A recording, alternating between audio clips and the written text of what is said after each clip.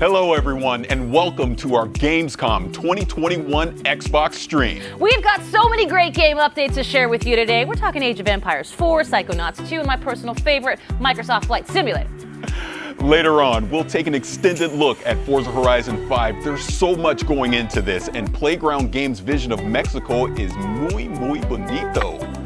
And we'll be getting our first look at the cover car for the game, Paris. I got $5 on it being one of those electric scooters that you see piled up on the sidewalk.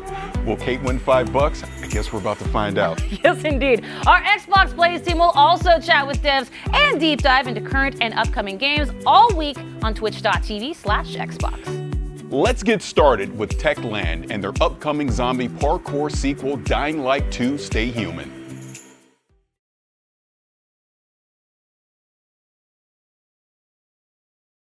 Hello, I am Tymon Smektawa, Dying Light 2 lead game designer, and this is Dawid Lubryka, animation director. Hi. We can't wait until December 7th to finally give you Dying Light 2 Stay Human, the game we have been working on really hard for the last few years. We're hoping the gameplay video you're about to watch will give you a foretaste of parkour and combat systems waiting for you in the game. And we are just about to enter the city, fighting our way through its brutal and dangerous streets. Though, as you will see in a moment, there are plenty of things you can use to your advantage. So watch closely, look for special combat and parkour moves, and check out how with just a bit of creativity you can combine the two. Ready? Let's go! Sometimes I wonder what this city looked like before all this. Probably like many others. People had their ambitions, plans, lives. Now it's all gone. The virus started it, but it was the people who made the world the way it is. This city, Villador. They tell me they had a vision. They had hope. But soon, one vision broke into many different ones.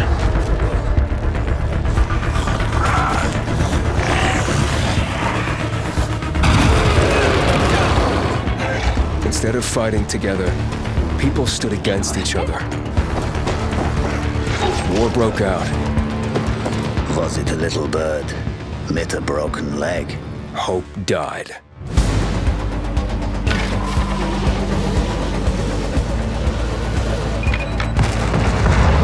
Now the city is falling. Each time we strike down an enemy, we absorb their strength. But I can't let that happen. At least, not yet. I need the secrets the city holds. Fuck! Hey! Still some rats here! I have to pick a side. The Bazaar needs good people. You're doing great so far. I have to make a difference.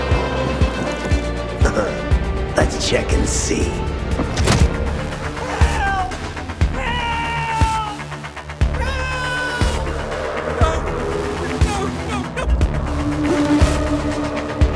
They say that great change is a series of small gestures. How about this series?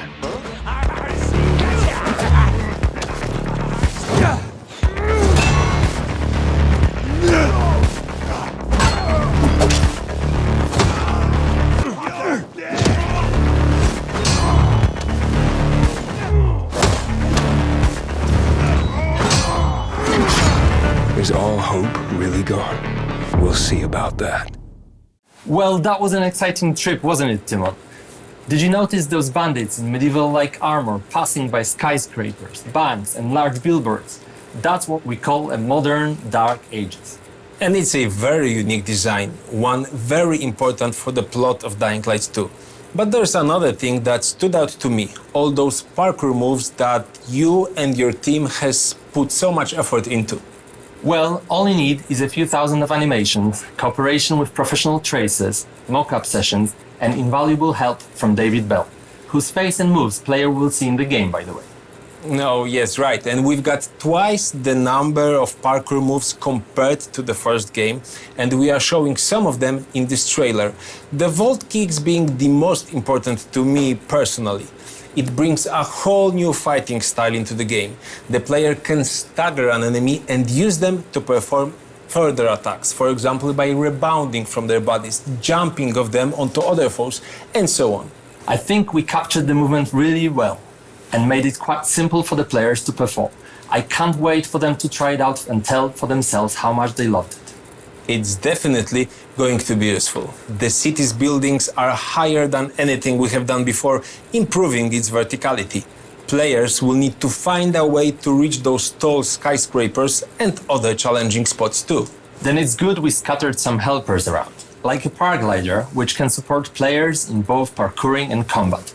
Exactly, and it's gonna do great, especially in fights against humans, which are more frequent and important than in Dying Light 1. It's been over 20 years since the events from the first game, so people adjusted. They are much bolder now, at least during the day. And they are more vicious too. And I think that's a great summary of this discussion. Pre-order Dying Light 2 and explore its vast, complex world on December 7th. Thanks, David. Thank you.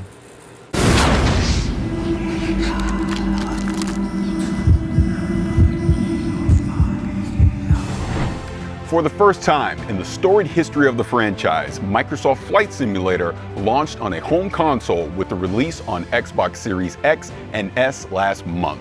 Reviewers and gamers alike were blown away by how well the stunning visuals and the depth of the simulation translated to the console, and that's why I'm extremely honored to welcome the head of Microsoft Flight Simulator, York Newman, to the stream. York, thank you for being here. The last time we met was at the Xbox Game Showcase, and it was getting ready to come out on consoles. How did that go? It went great. As you said, the reaction to the Xbox console launch was really just amazing. Both from Xbox gamers and from the press, they've been so gracious with their feedback. I don't know if you know, but Flight Simulator is one of the highest rated games on Xbox this year, which I think is just great validation that the translation of the simulation to the console has really worked well. Our usage numbers are through the roof. We are absolutely shattering franchise records, and I can tell you there have never been more people playing Flight Simulator than right now. So it's an awesome time. That is awesome. Congratulations on the launch, really. But all right. I want to go to the danger zone. So what's going on with Top Gun? There's so much going on, Paris. So you and I talked about Top Gun Maverick earlier. The fans are super excited. They saw the FA-18. They can't wait to start flying. And as you know, it comes out later this year as free DLC alongside the movie. But as the movie is still under wraps, so are we. So I can still not tell you that much about it. But there's so much else going on even before Maverick. So we are continuing to do our monthly big releases that we've been doing for a long time. And next month, on September 7th, we are launching World Update 6. And this world update, I mean, at the beginning of the show, if you remember, there was a little red plane flying into Cologne. Well, we did that because World Update 6 updates that region, the region of Gamescom. So Germany, Austria, and Switzerland.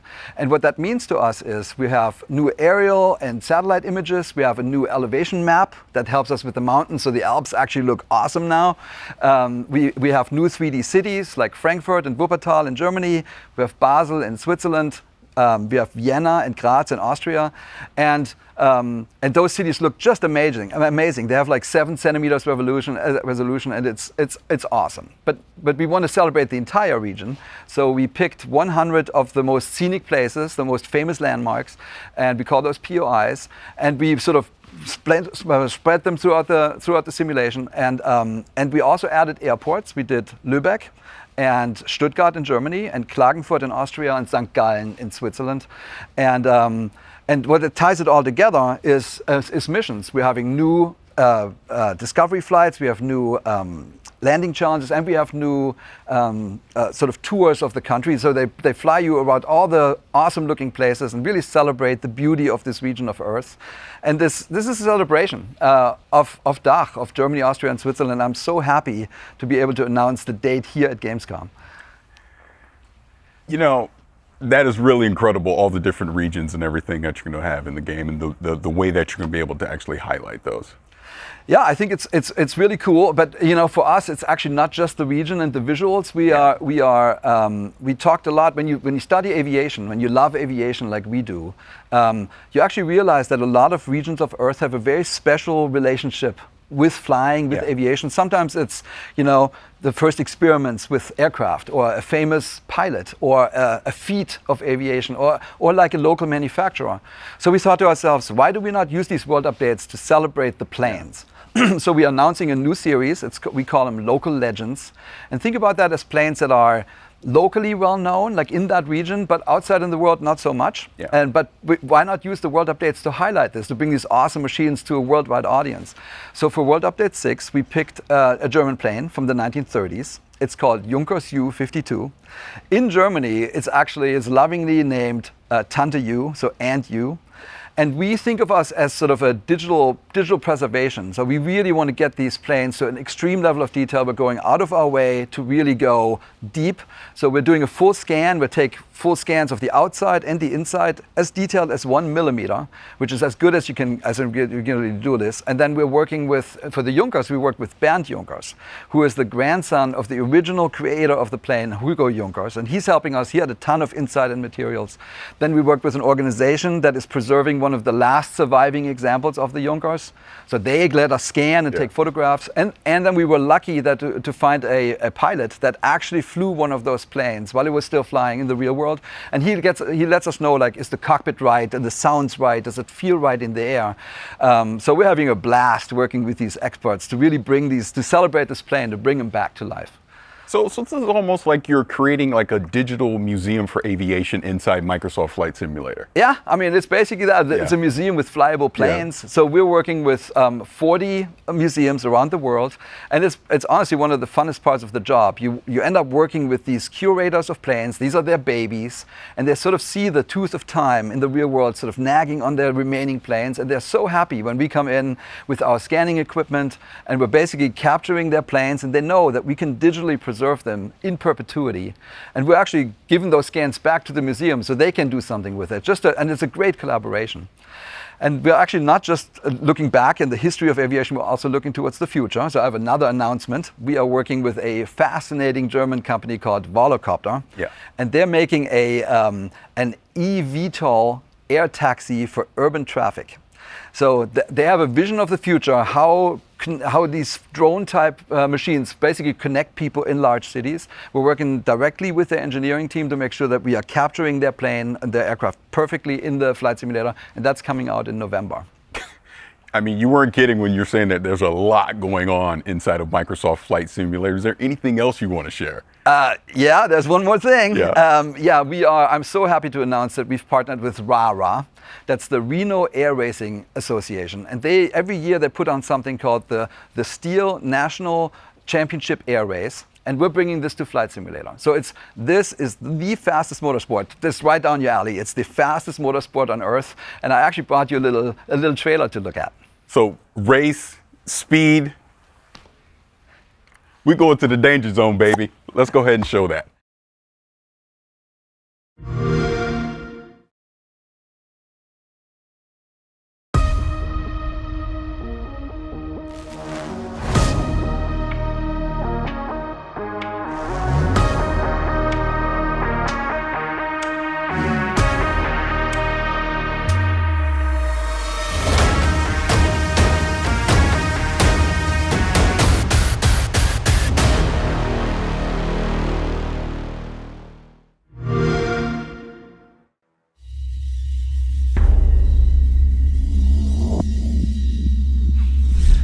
You know I like going fast, and you know I love being in the danger zone. When is this coming out? Man, these planes, they fly 500 miles, faster than 500 miles an hour, 50 to 250 feet above the ground. So you are definitely going to be in the danger zone. I mean, without going into too much detail, this Reno Air Race is actually the largest expansion we have since we launched on Flight Simulator. It's not just because we scanned all the famous race planes of the world. There's lots of them. This is also the first time when you can basically race against your friends and pilots across the planet. And so a competitive multiplayer is coming to Microsoft Flight Simulator, and that will definitely test your pilot skills. And you ask, when is it coming out? This is coming out this fall, so it's right around the corner. Oh, that is fantastic. And you know I have the need for speed, so I can't wait to get my hands on this and participate in some of these air races. Awesome, man. We got you covered. All right, thank you. If going fast on the ground is more your speed, keep an eye out for an extended look at Forza Horizon 5 later on in the stream. We'll also talk with Wasteland 3's game director about the game's next big DLC. But first, if you're an Xbox Game Pass subscriber, we have some great news for you. Here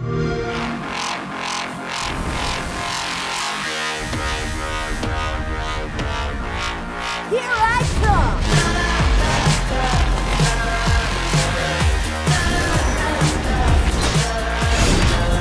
Build a weapon, one that blows the world away. Build a rocket that'll come and take away us all. Gonna come back, I am coming back in a day. Build a weapon that'll turn us into newborns again. Build a weapon, one that blows the world away. Build a rocket that'll come and take away us all. Gonna come back, I am coming back in a day. Build a weapon that'll turn us into newborns again.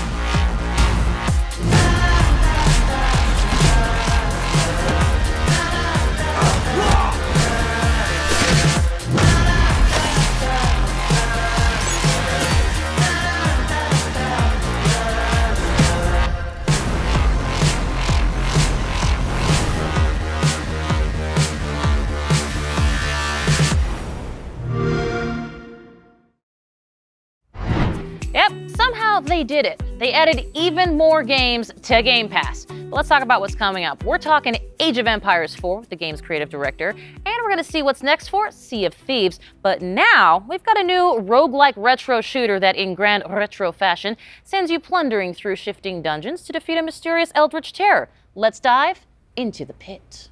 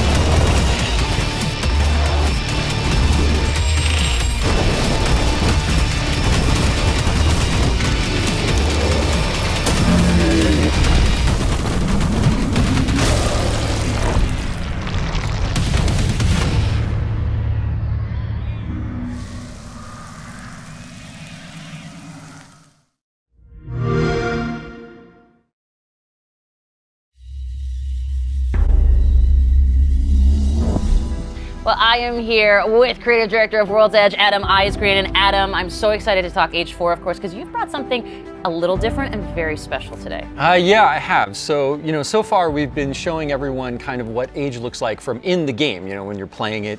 You've gotten to see a lot of footage of that. And we've also shown a little bit of our campaigns, right, through when we unveiled the 100 Years' War and showed Joan of Arc. But we have yet another way in Age of Empires 4 that we're kind of bringing history to life that we haven't talked about yet. See, you do this to me. You put me in suspense. I want to know more, so let's go with it. Well, let's hear more. Okay, wait, you get one moment of suspense.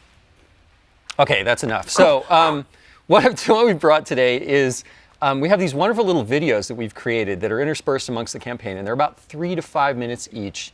And we have over an hour of them total, and they're called Hands-on Histories. And what they are is a great way to like deep dive on certain fun subjects from the cultures we're representing and just from medieval history. Excellent. Well, I hear you've actually brought one of those segments that you're going to share here for the very first time. Yes, I have. We are going to show you the segment on one of the most popular units from Age of Empires franchise and a fan favorite, the Trebuchet. Excellent. Well, this I got to see. Let's take a look. A counterweight trebuchet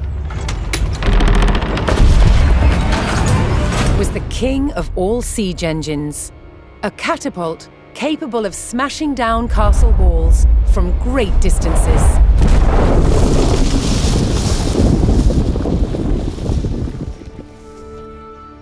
At Warwick Castle in England, they've built a replica, one of the largest in the world. Originating in 7th century China, by the 13th century, trebuchets had evolved into devastatingly powerful weapons. Such a simple design, but so effective. It has several key features. A pivoted arm with a weight at one end, and a sling to hold the projectile at the other. To prime, the 6-ton weight is raised using tread wheels. So this is one of the wheels, one of 2 that's attached to an axle, which would lift the counterweight, weighing 6 tons. It's based on muscle power alone. What's essential about launching a projectile as far as possible is making sure that this end of the arm is moving as fast as possible. So once that weight drops, it really sends this point of the arm moving at its highest velocity. This was done by positioning the pivot close to the counterweight and by launching the projectile from a sling. When released, the sling whips round, vastly increasing the launch speed. Trebuchets were carefully aimed, like modern guns. In order to weaken the castle walls or even breach them, you had to make sure that the projectiles hit the same spot every single time. For each projectile to follow the same trajectory, they all had to be the same weight and shape. To achieve this, masons used a gauge. Now I'm going to load this projectile into the sling. Oh, this one must weigh about 25 kilograms, but some projectiles can get up to 150 kilograms. That's the weight of 2 men. Trebuchets were also used to throw burning tar, beehives, even dead bodies. Anything to cause maximum distress to the enemy.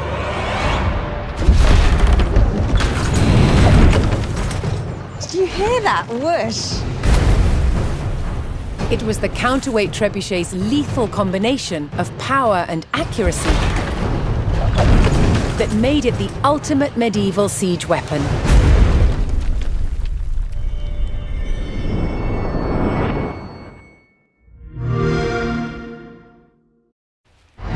You know I'm going to say trebuchet. Don't care, because that is awesome and remarkably unique, something you don't see in games very often. Yeah, so, you know, one of the things when we were looking at what we were going to do with Age of Empires 4, there's a phrase I'm really fond of, which is history is only as interesting as the people who taught it to you. And you could say that about any subject, really, right? But I think the great thing is when you have someone that's so enthusiastic and passionate about history, it really comes across. And we wanted to be that kind of teacher for history. And there's a phrase called humanized history that I use to kind of describe what we tried to do, which is we tried to like connect past and present. And you can see that kind of in our briefings as well, where we've got like real stuff with like CG kind of overlaid to show you the history. And so for these, we really wanted to do that same thing. So ourselves and Relic partnered with this amazing group in the UK called Lion TV, and they've done production on an amazing amount of shows and documentaries for the BBC and won every award you can imagine for media. And they travel to all of these locations in all these different countries to meet with these subject matter experts and get all of this great footage on how things really worked and how things were made. And it's been delightful to kind of go through that process and get all these and finally start showing them to everyone. I love it. Now, you also, of course, you've got a bunch, as you mentioned, of these hands-on history segments. Anything else that you can tell us fans about what we can expect, looking forward to? Any favorites you got coming up? Oh, well, favorites. Oh, man. Well, I think my personal favorite is one called Medieval Surgery. Okay. And I'm going to let your imagination go with what we might show and what we might talk about in that one. Yeah. But the thing I love about them is that they go all over the place. So, we've got ones on warfare and castle building and like how they kept flaming arrows from not going out when she shot them. And but we've also got all of these ones on, like illuminated history and falconing and, like horse taming, armor creation. And there's even one on Mongolian instrumentation, which is really cool because those instruments, we actually use them in the soundtrack for the Mongols when you're playing as them in the campaign, in the game. I mean, I just love the behemoth amount of history that you guys... Age of Empires, always known for bringing history alive in a completely different way. And I also love to mention this to people that you and the team do so much research. And it's so great to see this approach being used in a hands-on history kind of segment. But I mean, what was that approach like to sort of, sell going forward, especially since it's such a unique in-game experience? Well, the cool thing was it was there from day one. It was one of the things I was really wanted to do is try to tell these stories in a different way.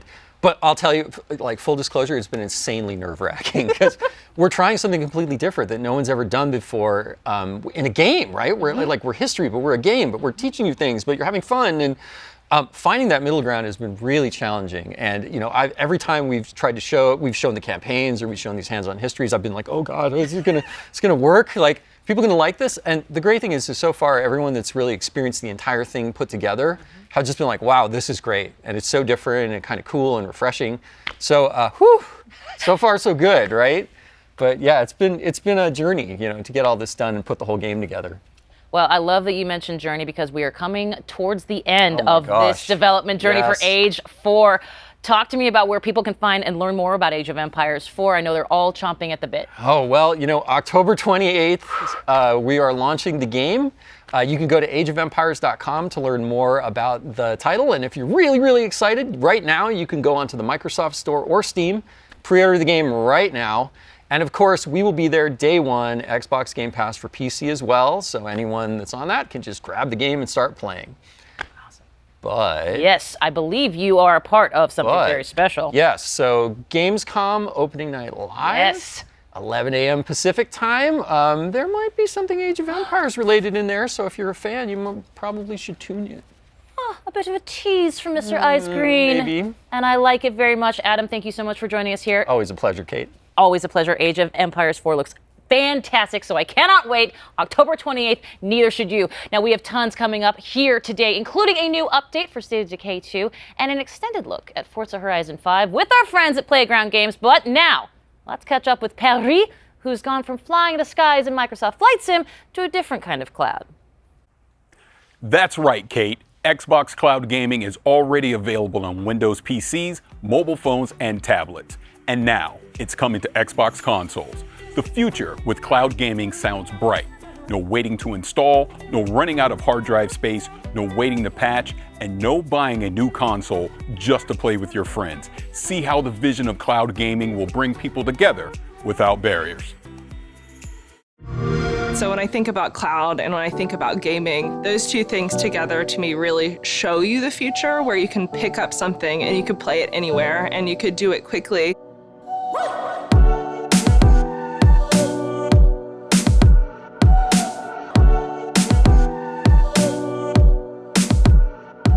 Cloud gaming is phenomenal.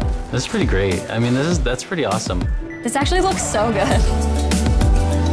Games are large and you want to keep the ones that you know you love on your hard drive. Xbox Cloud Gaming is about being able to discover the new ones right away.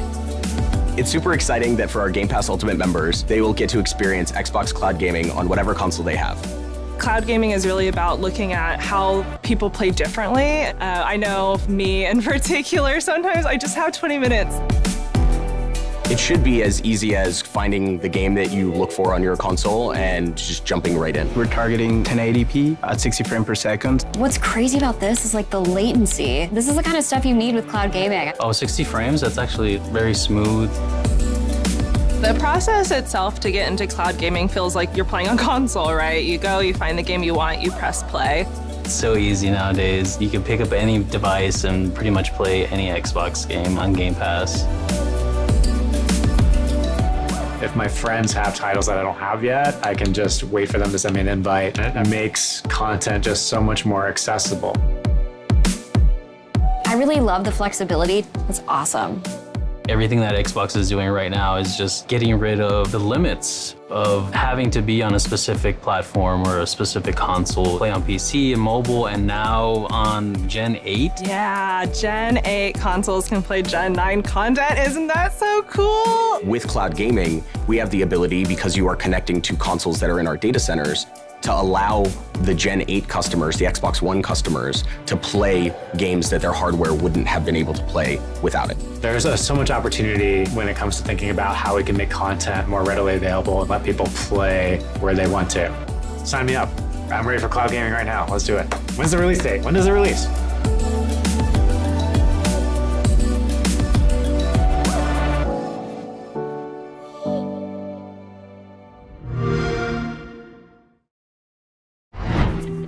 August 9th saw the release of the free optimized update for Hellblade: Senua's Sacrifice on the Xbox Series S and X. With beautiful and rich visuals, thanks to the addition of ray tracing and improved materials alongside performance updates, this is the perfect opportunity to relive Senua's journey or experience it for the first time.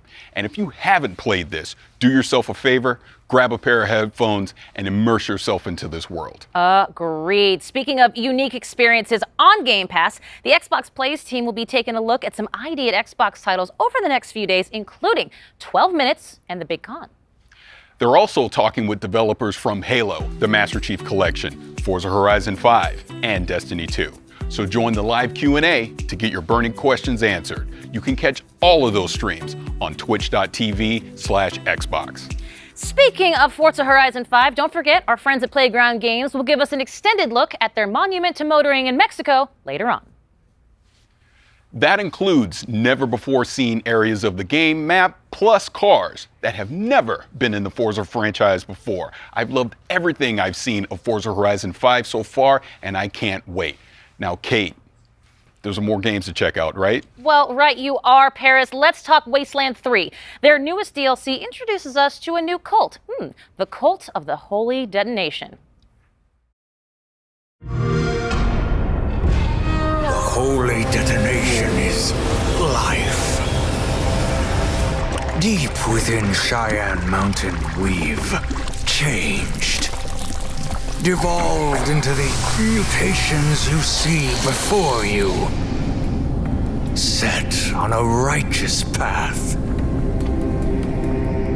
The holy detonation's life-giving glow should be shared with everyone.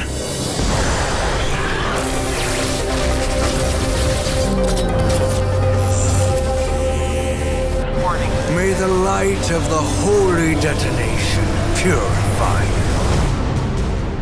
Join us, Rangers.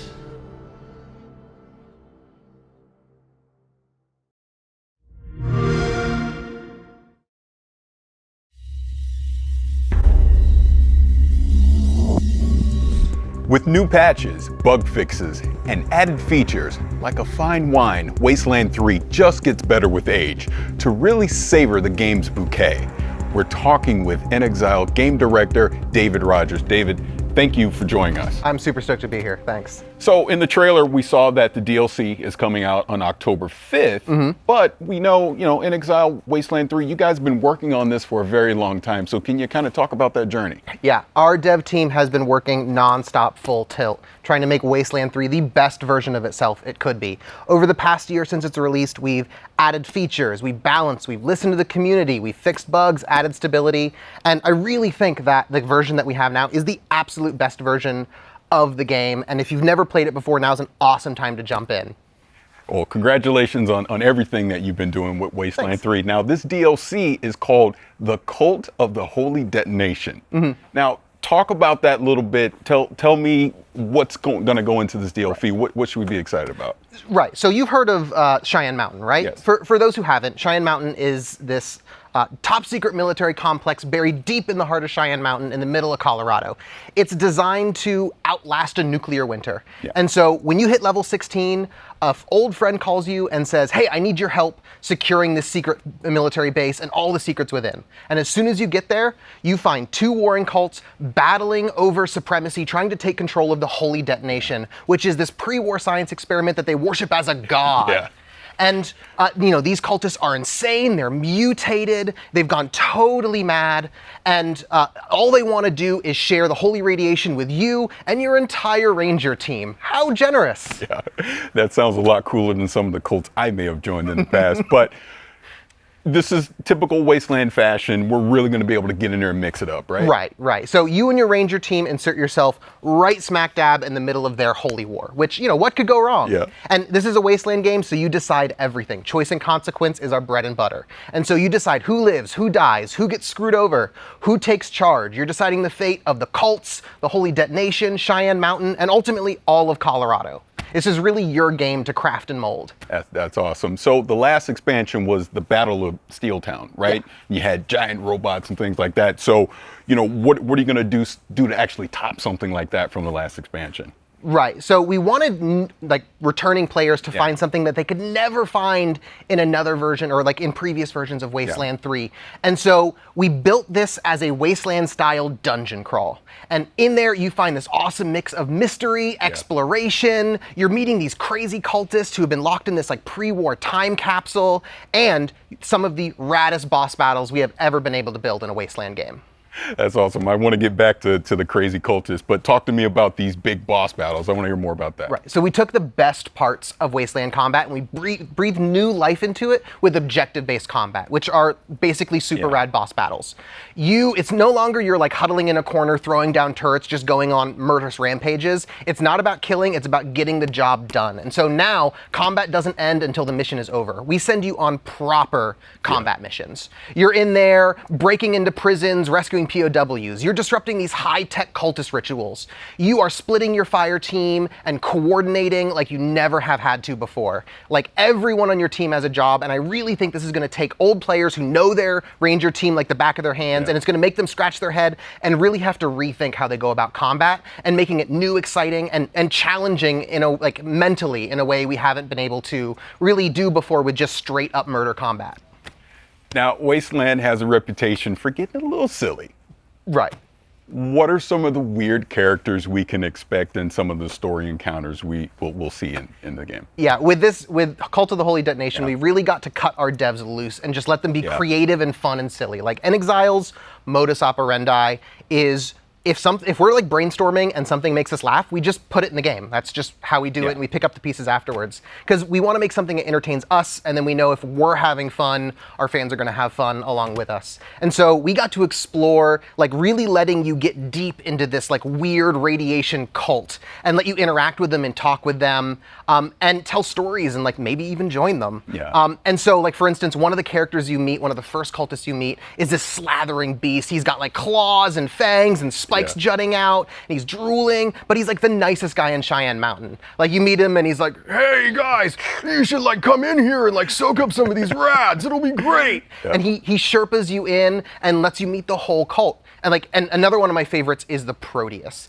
He's what you get if you took 20 cultists and you melted them into a big pile, kind of I would do this with a magnifying glass. I would melt army guys and GI Joes into a big pile, and he's wet and sloppy and gross, and he's hard to understand, and he needs a translator supposedly, but he's your number one fan. And getting to build this totally out there wild extreme character was a ton of fun to write for. It's a ton of fun to explore what makes this cult tick, and he's an absolute blast. Hell, even some of the weapons that you find in Cheyenne Mountain, they're devolved cultists. There's one guy and he kind of devolved into this vomiting bagpipe creature, and he has this real kill me vibe about him. But we get to play with these fun body horror themes that let us jackknife between sort of like dark and serious and like goofy and funny, which is a line that Wasteland really loves to ride. Like, you know, a lot of really important stuff is at stake, but, you know, the Wasteland's a pretty bizarre place. Oh, I can imagine. Now, we talked before, you've been working on Wasteland 3 for a while. There's already expansions that are out there. But say I'm a new player. Say I'm watching this right now and I'm like, man, I want to get into Wasteland 3. What would you suggest for new players wanting to get into this? And like I said at the top, like Wasteland is like the best version of itself right now because of all the work we put into it over the past year. And so you can get the whole thing with the Colorado collection. That's the base game plus Cult of the Holy Detonation and Battle of Steeltown, all for a discount. Or if you have Game Pass, you already have Wasteland 3. Just download it and play it. And then you can get both expansions with the expansion pass. That is awesome. Now, to kind of recap this a little bit, we've talked about, you know, spewing pus bags and these weird characters and the cults and the boss battles and all these really cool things that are going to be in Wasteland 3.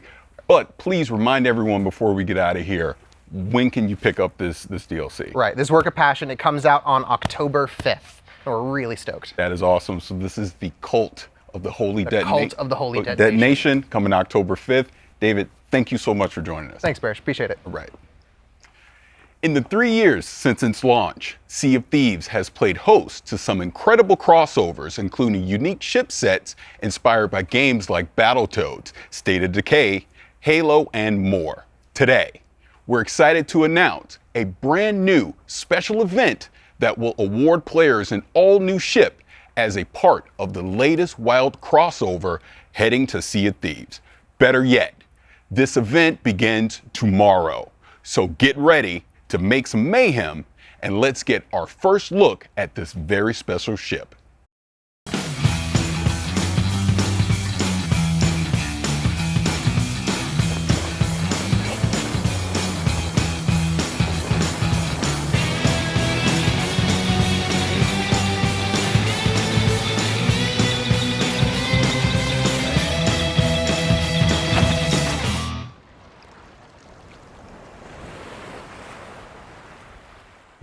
Guten Tag, everyone.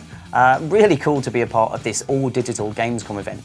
And we were thinking, what's the best way to kind of celebrate Gamescom and to be a part of this as Sea of Thieves? And so we're really excited to reveal that we're bringing the Mayhem ship set that you've just seen, a really, really cool ship that's inspired by Borderlands, into Sea of Thieves. And we're giving all of our players a chance to earn it during kind of the Gamescom time period.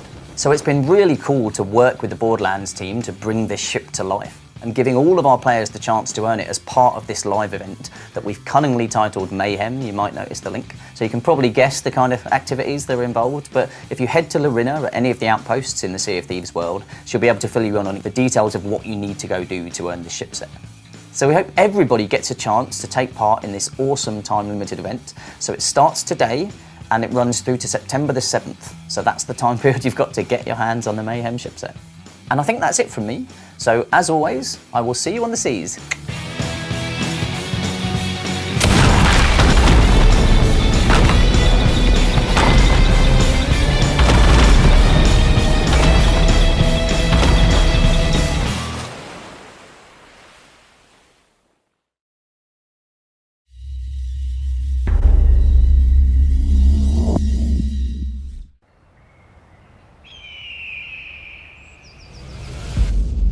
Hope. It's always been a dangerous world in Trumbull Valley.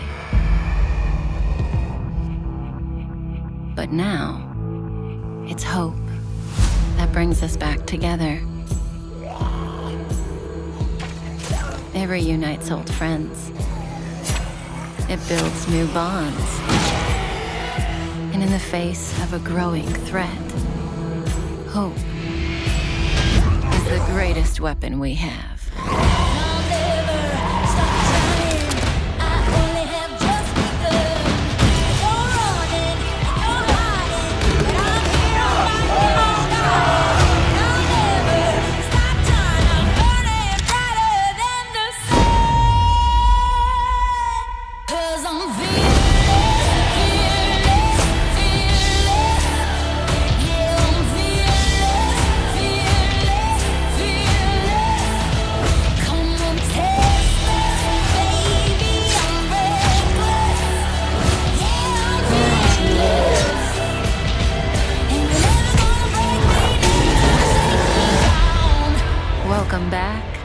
to Trumbull Valley.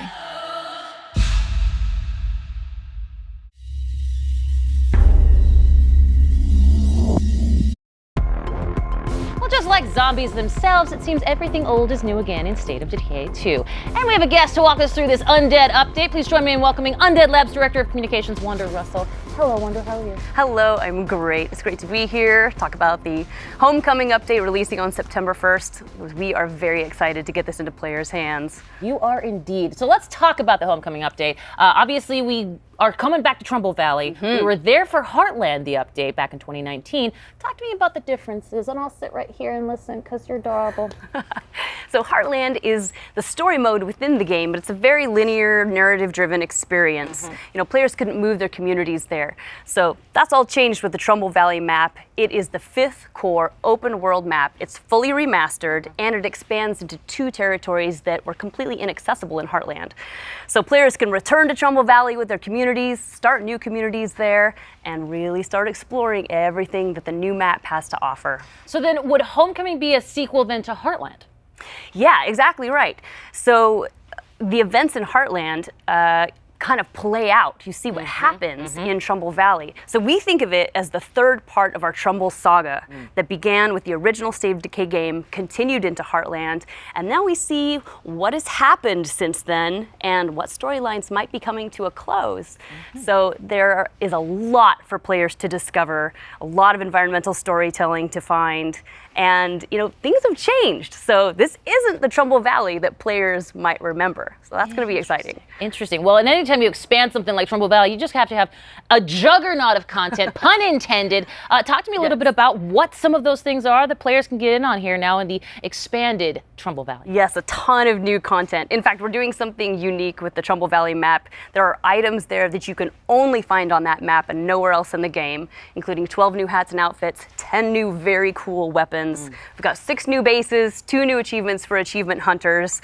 And on top of that, we are adding the game's 12th bounty pack. So that will be available from the bounty broker across all maps. And I have to say, they are some of the coolest weapons I have ever seen go into the game. I'm so excited for people to find them. A juggernaut amount of content, and I don't care who sees that second pun of the day. That works out great. Well, let's talk about the State of Decay community, because it's absolutely an integral part to this entire franchise. And State of Decay being on Xbox Game Pass, how has that impacted the community? How has that impacted the game? Talk to me about those. It's been fantastic, and you know, we have an amazing community. We love them so much. In fact, one of the reasons we're doing Trumbull Valley as a map is because it was one of the most requested features from the community, which also makes it very exciting for us to be able to say, we did it, you get it. And we have a major milestone that we're celebrating. State of Decay 2 has 10 million lifetime players. 10 million lifetime hang your hat on that. I absolutely love that. Really grateful. Incredible, amazing news. Congratulations to you and the entire team at Undead Labs, man. Fantastic work. Well, speaking of Xbox Game Pass, let's give me the deets one more time when it comes to the update. So the update releases September 1st. It's a free update for all State of Decay 2 owners, and it's included with Xbox Game Pass. Happy Homecoming. I love it. Thank you, Wonder, very much. My pleasure. Now we move from Trumbull Valley to the Lost Valley of Akria. This mystical location trades zombies for ancient warrior clans, forgotten temples of long-dead god kings, and a healthy dose of hack and slash. All this awaits in Strayblade.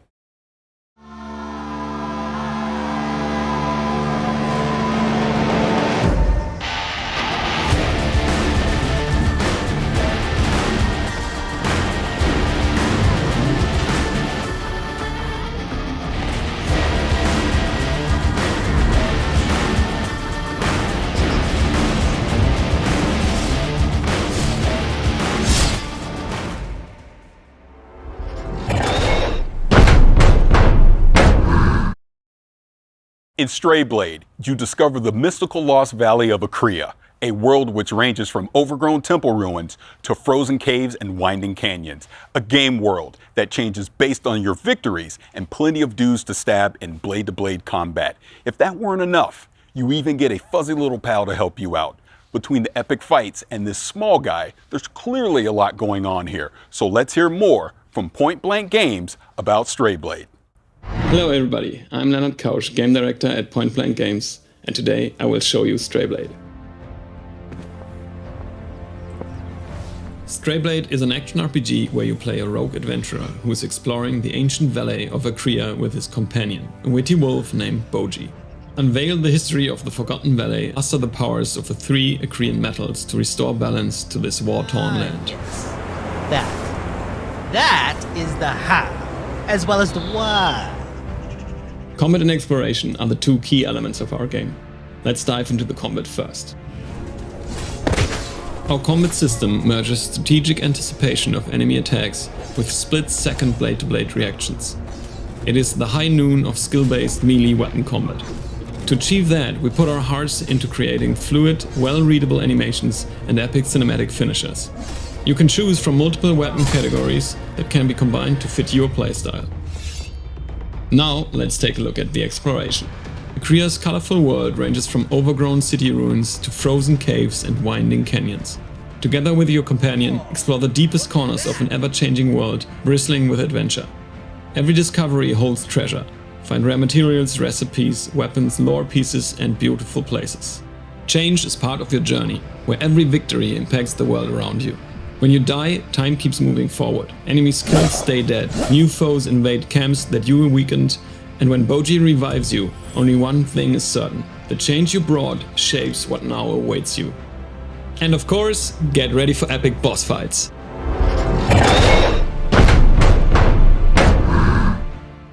We hope you enjoyed the first look at Strayblade, which will be out next year.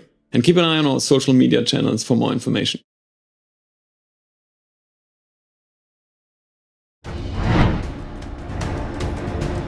Next up, one of the most unique games finally comes to Xbox. Yeah, unique. As in, my evil twin murdered 4 of my husbands because they secretly are in love with me. Unique. In case that didn't tip you off, we're talking about Crusader Kings 3, the medieval grand strategy and role-playing game that has you trying to defend your royal line from those that would conquer your kingdom, and evil twins apparently. Yeah. It's coming to Xbox as an adaptation, not a direct port, meaning that the UI and controls have been refined to bring that grand strategy experience to a controller. Not to mention bringing the grand strategy experience to my comfy living room couch. We'll all be ruling from our throne room soon enough. Check out Crusader Kings 3, now coming to Xbox consoles.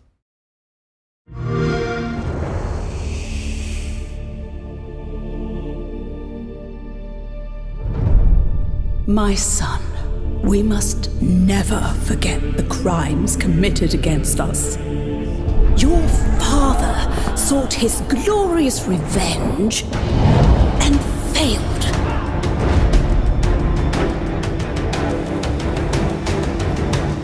He never understood that the greatest wars are won with weddings, not warriors. With daggers, not swords.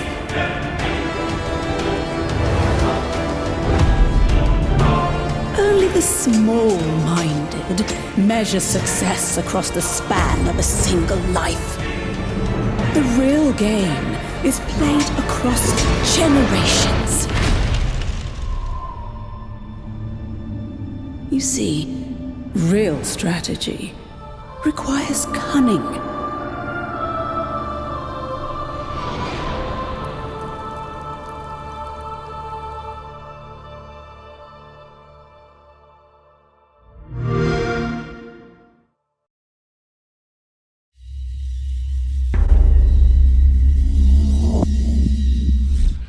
Crusader Kings 3 is wild. You really haven't lived until you've made an 8-year-old the King of England. Well, it's nice to have hobbies. We've all gotten into some weird stuff this past year. Weird like diving into people's brains and exploring their mental universes projected into a psychedelic 60s wonderland kind of weird? Exactly that kind of weird, which means I am so excited for Psychonauts to finally get a sequel. It has been so long. There really is something special about Psychonauts, isn't it? There really is indeed. Now, think about this. 2005, when Psychonauts originally came out, was a different time for gaming. Most of the biggest games that year, we're talking Resident Evil 4, Battlefield 2, Call of Duty 2. They were great games, for sure, but they were all big, beefy shooter games. Meanwhile, Psychonauts had humor, whimsy, and surprisingly heartfelt moments. It was an oasis of color and humanity in an era when games were increasingly turning grimy, dark, and combative. Not to mention having some deceptively deep character moments. That's why the original is considered a cult classic. It has been a long time coming, and it is finally here. Enjoy this long-awaited launch trailer for Psychonauts. Well, this shouldn't take too long.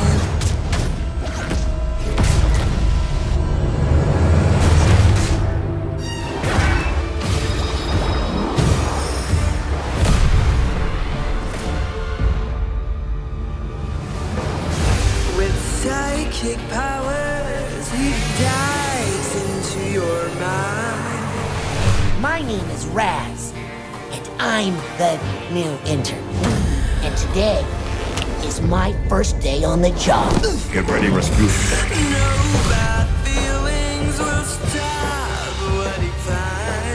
Did you forget everything I taught you about levitation, Rasputin?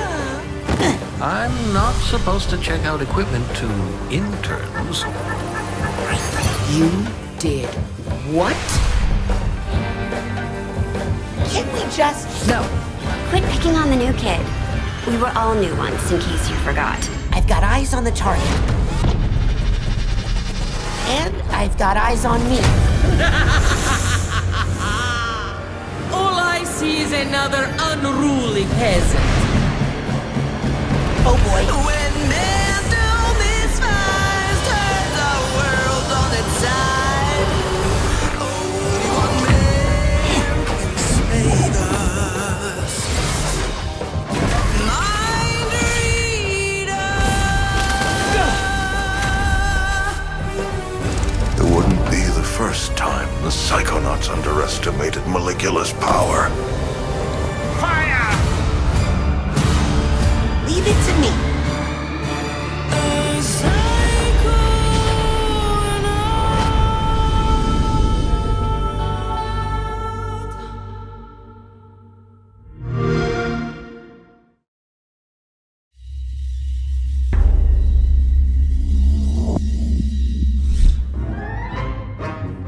Well, it's clear I could not be more excited for Psychonauts 2 because I gotta be honest, me and that original game, we got some beef that needs settling. If you know, you know. The meat circus level, it is infamous, it is brutal, it is difficult to say the least. It's the final level of the original game that came out, and I cannot believe I'm doing the math on this one.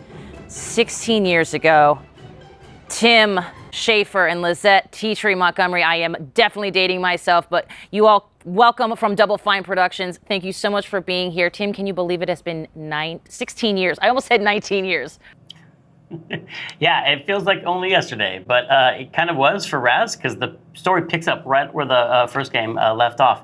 And even though it has been a lot of years, it's a game that matters a lot to us. We really love it here at Double Fine, and we know that a lot of fans, it meant a lot to them. And so we really want to be true to the spirit of the first game, which we were able to do because we brought back a lot of the same voice actors, and we also have a lot of people on the team here that worked on the first game, as well as bringing on a bunch of new people like Lisette. Thank you. It was really important for us to carry the legacy forward, especially the cool style of Wonk that is very prevalent in the first game. Style of Wonk. Just put it on a shirt. I'm in there for it. Let's roll it back a bit. Of course, this can be kind of a trippy idea if you're not familiar. Psychonauts, they still jump into people's minds, I'm assuming, like the first game, right? So if a Psychonaut sort of dove into my brain, it would be like a lot of Ted Lasso quotes and French Bulldog memes. Am I correct, Tim? Yeah, that's what's fun about a Psychonauts game is that all the levels are different, just like every person is different, based on their personality. If you could jump into someone's mind, what would it look like in there? What would be the color of the sky, and like who would the monsters be? And in Psychonauts, you get to do that because Raz has the power of astral projection. And when he goes in, he gets to fight those monsters and help people deal with their nightmares and wrestle with their inner demons. And so there's a ton of variety, and there's a lot of anything goes. We can go to any location, we can have any art style, and coming up with new levels for the second game was really fun to do. Well, I loved it from the first game, certainly. Let's talk a little bit about how that kind of concept expresses itself in the game world. I mean, Psychonauts 2 has got it all over the place, I'm sure. Yeah, it was really important for us to carry forward the unique brain worlds and unique levels from the first game and the unique style as well. So we were really focused on how we could bring forward that style in Wonk and also bring in new levels and enemies. Now, of course, it wouldn't be Psychonauts without new mental demons. And I'm sure it's happening in Psychonauts 2. What does this mean? Does it mean basically is that we're finally able to slap COVID anxiety in the face? Well, I don't know if you get to slap anxiety in your face, but you definitely get to slap some panic attacks, and COVID definitely caused a lot of those. In addition to panic attacks, some of our old enemies have also come back. Our sensors are our favorites, and they're definitely here. And in addition to that, we also have our doubts. And some new enemies. There's our lovely sensor. Also some regrets, some flying regrets. There are a ranged enemy, and they definitely are challenging. Our doubts are our slow, sticky melee enemy. You're also seeing our enabler here. He energizes our whole combat troop. So we have a whole cast that you can battle and fight with. Including the new bad mood. Including the bad mood. Which is the electric storm of feelings that you have to fight. Now, for those who haven't played the original, available now on Xbox Game Pass, by the way, wink. Tim, why is Raz so good at rummaging through brains? Raz is, he has some very special skills. He has two whole sets of skills, one being the acrobatic skills he learned growing up in the circus. He can balance on tightropes, jump on trampolines, swing on trapezes, and that helps him navigate and get around to all kinds of interesting places. But he also has this other side to his personality, which is that he's a powerful psychic. So he can levitate objects, he can use telekinesis and pyrokinesis. He has these powers which people might recognize from the first game, as well as 3 new powers for the second game. He has the ability to mentally connect thoughts together, and he can connect 2 thoughts and actually connect 2 thoughts together to solve puzzles and to navigate in this game. He has the power of time bubble, which is just change and slow down how things are moving by changing people's perception of time.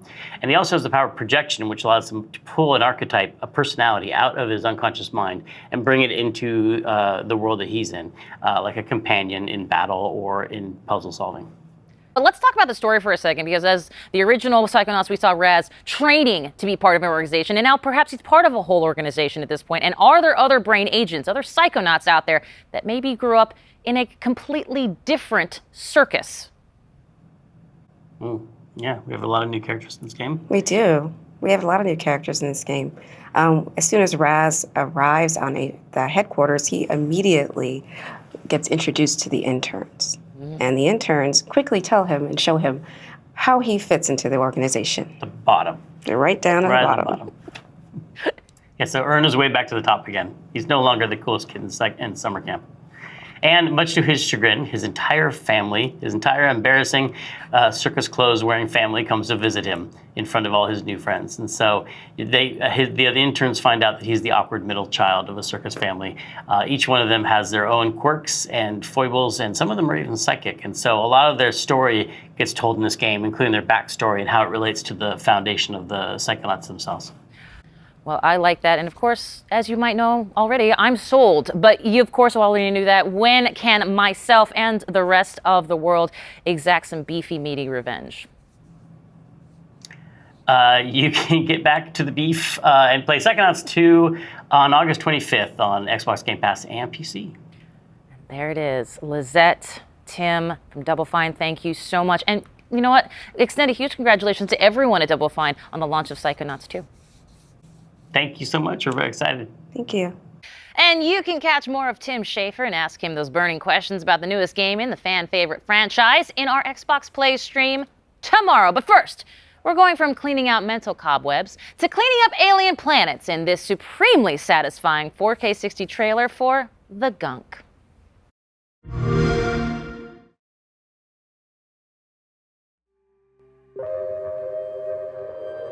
I don't like this weather. I'm pretty sure the ship's insurance won't cover alien storm damage. You have to be careful out there. The gunk's eating everything here. This planet is literally a paradise when the gunk's gone.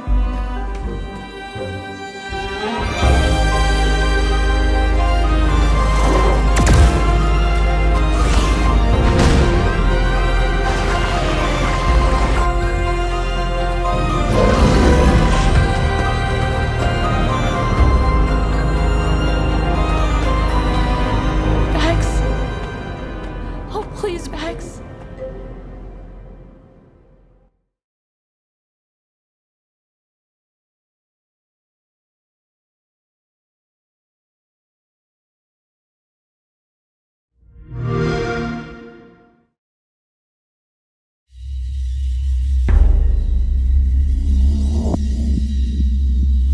We have talked about so many incredible games today, and it's hard to pick a favorite, but let me just say, it is so cool that State of Decay 2 is expanding Trumbull Valley. Come on. And hey, you know what? Great job on that Flight Sim interview. Oh, thank you. I mean, talking to Jorg is always a blast, and Flight Sim is such a special game to me because, I mean, it's literally letting me travel the world. But I was staring daggers of jealousy watching you talk to Tim and Lizette over at Double Fine. Well, I will say this, I understand, but you got to play Psychonauts 2 already, so I don't even want to hear it. That's true, but it's not the same as talking to the creators. Just trust me when I tell you, be excited for Psychonauts 2. I will say this as well, I am excited to see even more of Psychonauts 2 on our Xbox Plays streams. Yes, don't forget, Xbox Plays will recap all the week's news throughout the week at twitch.tv/Xbox, so make sure to check that out. Before Kate and I let Playground Games take the wheel, let me just say that it has been our distinct pleasure to chat games and nerd out with everyone today. Oh, it's hands down the best part of the job, for sure. But we're far from done here. Too true. Now, in June, Playground Games announced that Forza Horizon 5, the highly anticipated follow-up to 2018's breakout hit open-world driving game Forza Horizon 4, arrives on November 9th on Xbox consoles, Xbox Game Pass for console, PC, and cloud, and of course, Steam. And if you're watching our Xbox YouTube channel, switch over to our Xbox Twitch channel to see all this new exclusive content. And that is twitch.tv/Xbox for the full vroom vroom experience. And if you're already watching on Twitch or one of the Forza channels, stay right where you are. Without further ado, let's dive in, starting with the new custom Forza Horizon 5 controller, which is available for pre-order today, so players can have it in hand by November 9th when the standard edition of the game launches.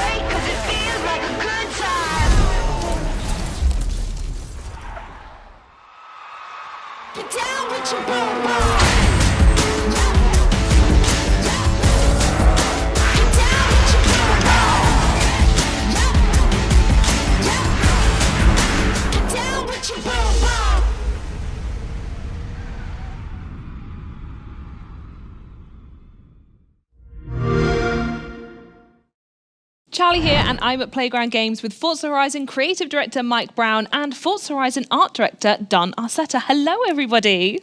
Hey, everyone. Hi, Charlie. Hey, Charlie. Hello. How cool is this? That is stunning. Look at that. Well, we obviously just saw a really cool video about it, and I'll be the first to say there is an amazing influence of Mexican car culture and music literally splayed right across the front. Isn't that right? Absolutely. It just feels like it's a part of the Horizon Festival, like it's just dropped out of the game into your lap. Absolutely. Absolutely love it. And there's so much we do want to show the fans, and it's been quite difficult to decide where to start. So can you maybe tell us a bit more about the game, Mike? Sure, yeah. So Forza Horizon 5 is bringing the Horizon Festival's unique brand of fun and freedom to beautiful and vibrant Mexico.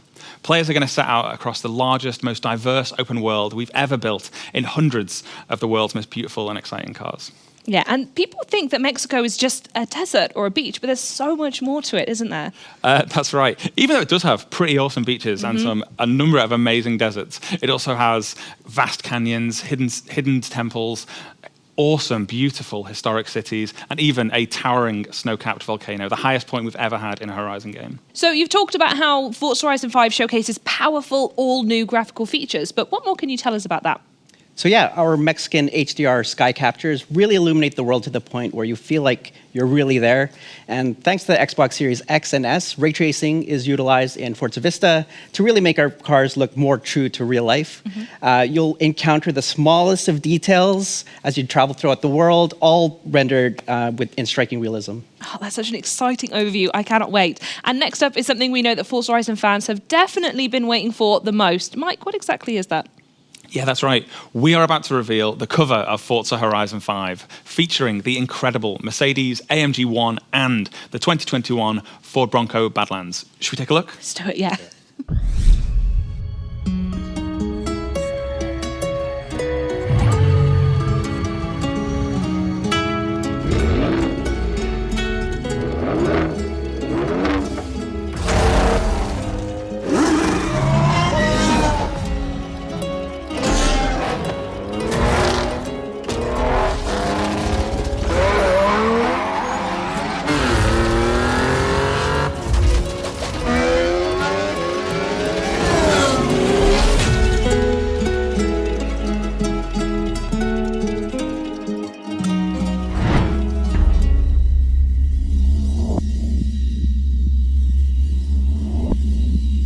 Now, those are two very different ways to explore Mexico. So what I want to know is why those two cars were chosen and what players can expect when they get behind the wheel.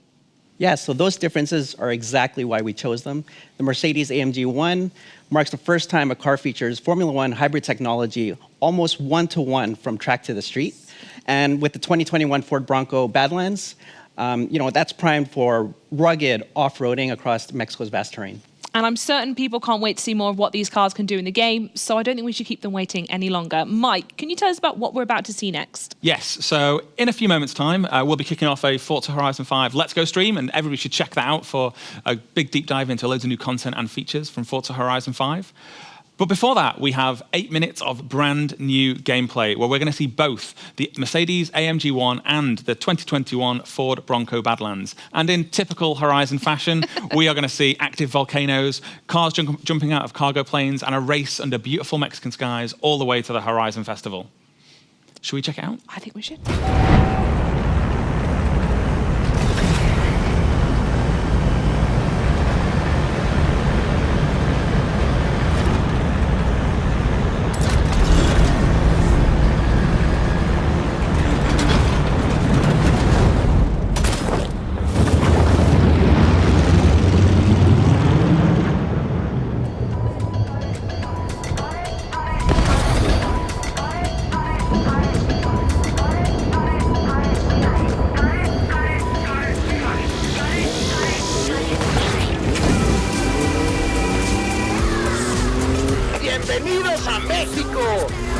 Here we take control of the 2021 Ford Bronco Badlands, atop of the towering, snow-capped Gran Caldera volcano.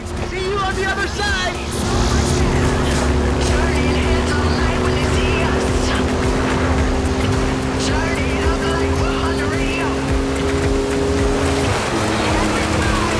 Follow that car! Past me! Yeah, we're doing it our way. Okay. Yeah, we doing it so much better. Yeah, we doing it so much better. Yeah, we doing it so much better. Yeah, we doing it so much better. Make 'em go clap clap 'cause they love us. Watch us go. There might be a little bit of traffic ahead. Watch out for that.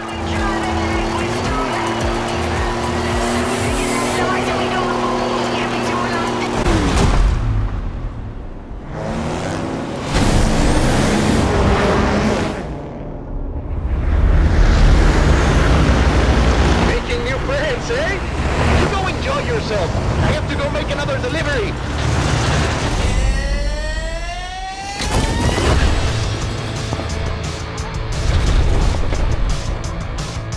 Drop zone approaching.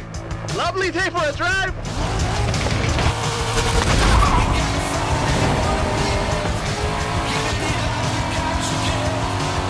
So now we see the 2020 Corvette Stingray tearing up the asphalt towards a dust storm in the Mexican farmland. Outtrack the storm. Tú sigue adelante. Keep going.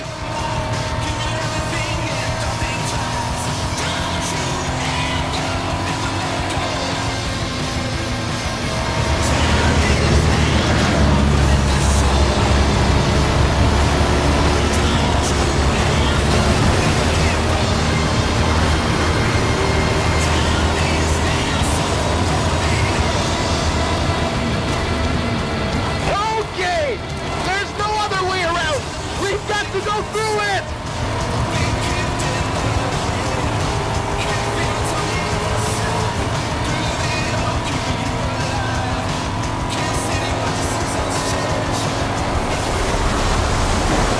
Woo!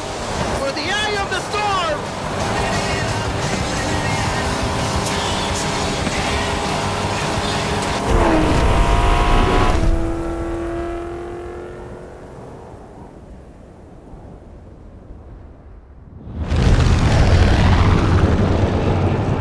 Okay, on my mark. 5, 4. 4 now, that's fine. This could get a little rough.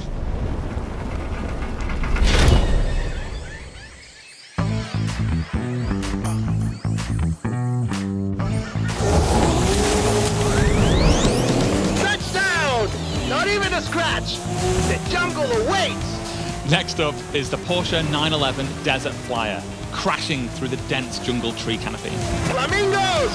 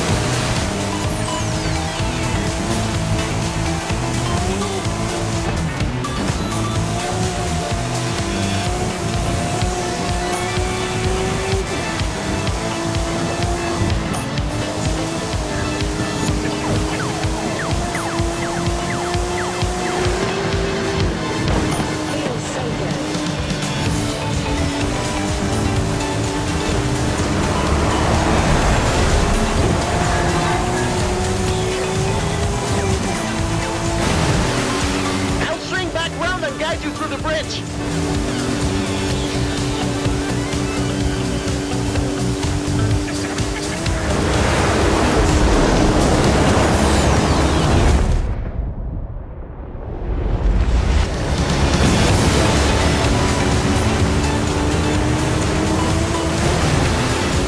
¡Qué maravilla! You're not gonna believe your eyes when you see this. Keep going.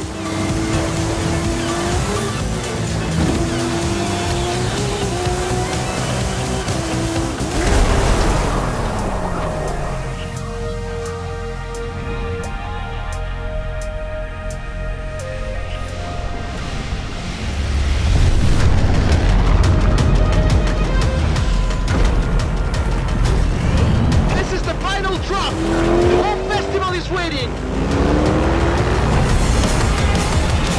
Go, go, go!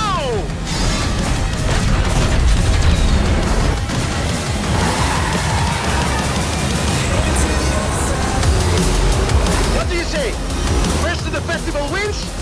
Vámonos! And on the final leg, we have the stunning Mercedes AMG 1 at full speed across Mexico's sun-baked rocky coast. This is Mexico. We've already had cars falling out of the sky, but all eyes are on the superstar making their way to the festival right now.